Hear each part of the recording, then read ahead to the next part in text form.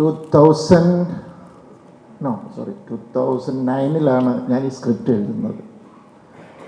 ആ സമയത്ത് എനിക്ക് ലാൽ സാറിൻ്റെ മുഖമൊന്നും ഒന്നും മനസ്സിലില്ല. ഒരു ക്യാരക്ടറാണ് ജോർജ് കുട്ടി. ഞാനൊരു നമ്മളൊരു ആർട്ടിസ്റ്റിലേക്കൊന്നും ആക്ടറിലേക്കൊന്നും പോയിട്ടില്ലായിരുന്നു. സോ എന്നെ സംബന്ധിച്ചിടത്തോളം ഒരു സാധാരണ മനുഷ്യൻ, വളരെ നല്ലൊരു മനുഷ്യൻ, ഒത്തിരി നന്മകളുള്ള ഒരു സാധാരണക്കാരനായ ഒരു മനുഷ്യൻ,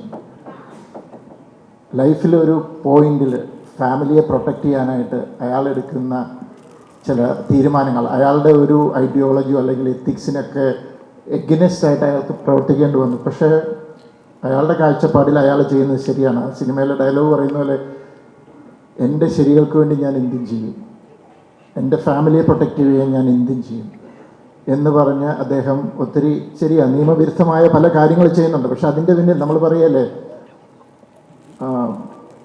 ലക്ഷ്യം മാർഗത്തെ സാധൂകരിക്കുന്നു എന്ന് പറയുന്നുള്ളൂ. അപ്പം അങ്ങനെ ഒരു കൈൻഡ് ഓഫ് മാനസികാവസ്ഥയിൽ നിന്നാണ് ജോർജ് കുട്ടി ഇതെല്ലാം ചെയ്യുന്നത്.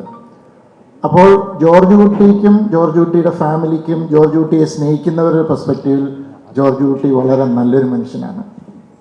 പക്ഷെ അതുകൊണ്ട് അഫക്റ്റഡ് ആകുന്ന വ്യക്തികൾ, ഇപ്പോൾ പ്രഭാകറായാലും ഗീതാ പ്രഭാകറായാലും അതുപോലെ വേറെ പല രീതിയിൽ, ഇപ്പോൾ പോലീസ് ഡിപ്പാർട്ട്മെൻറ്റിലുള്ളവരായാലും വേറെ ഏതെങ്കിലും രീതിയിൽ ജോർജ് കുട്ടി യൂസ് ചെയ്യപ്പെട്ടു എന്ന് അറിഞ്ഞവർക്കും ജോർജ് കുട്ടി ഒരു നല്ല മനുഷ്യനല്ല. So it's all about perspective. ഇപ്പം നമ്മുടെയൊക്കെ ജീവിതത്തിൽ നമ്മൾക്കും എല്ലാവരുടെയും മുന്നിൽ നമ്മൾ നല്ല മനുഷ്യരൊന്നുമല്ല. ചിലരുടെ മുന്നിൽ നല്ല മനുഷ്യരാണ്. നമ്മളെ സ്നേഹിക്കുന്നവരെ ചിലപ്പം സ്നേഹിക്കുന്നവരുടെ മുമ്പിൽ നമ്മൾ നല്ല മനുഷ്യരാണ്. നമ്മളെ ഇഷ്ടമില്ലാത്തവർക്ക് നമ്മൾ വളരെ മോശക്കാരനായൊരു മനുഷ്യനാണ്. സോ അതുതന്നെയാണ് ഇതിനുള്ള ഉത്തരം. ഇത് പെർസ്പെക്റ്റീവാണ്, ഓരോരുത്തരുടെ കാഴ്ചപ്പാടിൽ അത് മാറും. പക്ഷേ ആസ് എ ക്രിയേറ്റർ ഞാൻ ജോർജ് കുട്ടി ഒരു നല്ല മനുഷ്യനായിട്ട് തന്നെയാണ്. കാരണം അതൊരു സർവൈവൽ അല്ലെങ്കിൽ ഒരു എക്സിസ്റ്റൻസിന് വേണ്ടിയിട്ടുള്ള ഒരു ഫൈറ്റാണ് actually. So for me George Kutty is a very noble, George Kutty is a very good man. Sir, Drishyam 3 May 21 തിയേറ്ററുകളിലേക്ക് എത്തുകയാണ്. അതിനെക്കുറിച്ച് എന്താണ് സാറിൻ്റെ ഈ സമയത്തുള്ള സാറിൻ്റെ തോട്ട്സ് എന്തൊക്കെയാണ്? അതായത് ഇത്രയും ഒത്തിരി തവണ പറഞ്ഞ കാര്യം തന്നെയാണ്. ഇത്രയും വലിയൊരു സദസ്സ് കിട്ടിയപ്പോഴും ഇത്രയും ക്യാമറാസും ഫ്രണ്ടിലുള്ളതുകൊണ്ട് ഞാനത് ഒന്നുകൂടെ പറയുകയാണ്. ഞാൻ പറയുന്നത് ആരും അംഗീകരിക്കാറില്ല, പക്ഷെ എന്നാലും ഞാൻ പറയും, Drishyam is a family drama. അതൊരു സസ്പെൻസ് ട്വിസ്റ്റ് എൻ്റർടൈൻ അല്ലെങ്കിൽ ത്രില്ലർ സിനിമയല്ല. For me it's a emotional family drama. കാരണം ആ കഥയുടെ വളർച്ചയിൽ ജോർജ് കുട്ടിയുടെയും അല്ലെങ്കിൽ കുടുംബത്തിൻ്റെ കഥ പറഞ്ഞു, അതിൻ്റെ ഒരു ഡെവലപ്മെൻറ്റ്സ്, അതിൻ്റെ ഒരു വളർച്ചയിൽ, കഥാഗതിയുടെ വളർച്ചയിൽ ചില സംഭവവികാസങ്ങൾ നിങ്ങളെ സർപ്രൈസ് ചെയ്യിച്ചിട്ടുണ്ടാവാം. പക്ഷെ അൺഫോർച്ചുനേറ്റ്ലി ആ സർപ്രൈസസ് മാത്രം എടുത്തെന്നല്ല, അത് ഉയർത്തിക്കാട്ടിയപ്പോൾ എവിടെയോ രണ്ട് അച്ഛന്മാരുടെയും 2 അമ്മമാരുടെയും ഒക്കെ ഇമോഷൻസ് താന്നുപോയി എന്നുള്ളൊരു ദുഃഖം എനിക്കുണ്ടായിരുന്നു. ഞാൻ പലതവണ പറയാൻ ശ്രമിക്കുമ്പോഴും ആൾക്കാരും അക്സെപ്റ്റ് ചെയ്യുന്നില്ല. കാരണം they are thrilled with that twist and turns what ever it is. So for me first എന്ന് പറയുന്നത് അദ്ദേഹത്തിൻ്റെ ജോർജ് കുട്ടിയുടെ ഒരു റിഫ്ലെക്സ് ആക്ഷനാണ്. ആക്ച്വലി ജോർജ് കുട്ടി ഭയങ്കര ഒരു ബ്രില്യൻ്റ് ആയിട്ടുള്ള ഒരാളെന്നല്ല, ഒരു നോർമൽ മനുഷ്യനാണ്, ഒരു കോമൺ സെൻസ് ഉണ്ട്. ആൻഡ് അയാളുടെ നോളജ് എന്ന് പറഞ്ഞാൽ it's all acquired from films.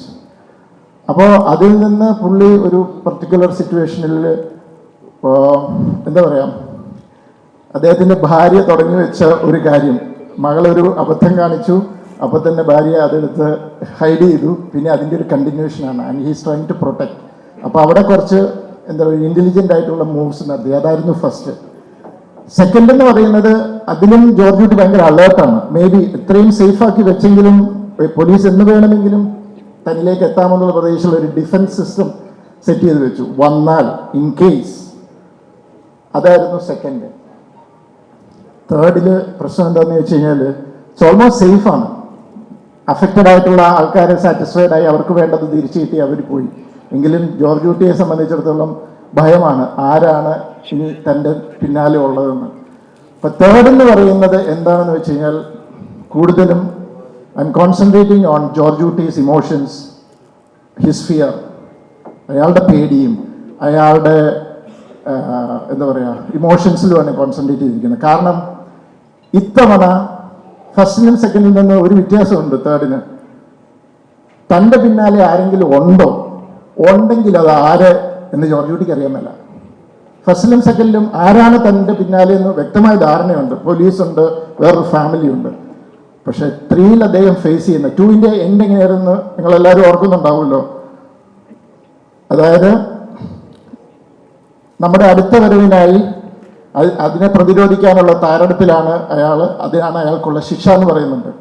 അപ്പം സത്യത്തിൽ അയാൾ ആ തയ്യാറെടുപ്പ് നടത്തിക്കൊണ്ടിരിക്കുക. പക്ഷെ അയാൾക്ക് പോലും ഉറപ്പില്ല പോലീസ് വരുമെന്ന്. സോ ആ ഒരു സ്റ്റേറ്റ് ഓഫ് മൈൻഡാണ്, ഇരുട്ടിത്തപ്പുമാണ്.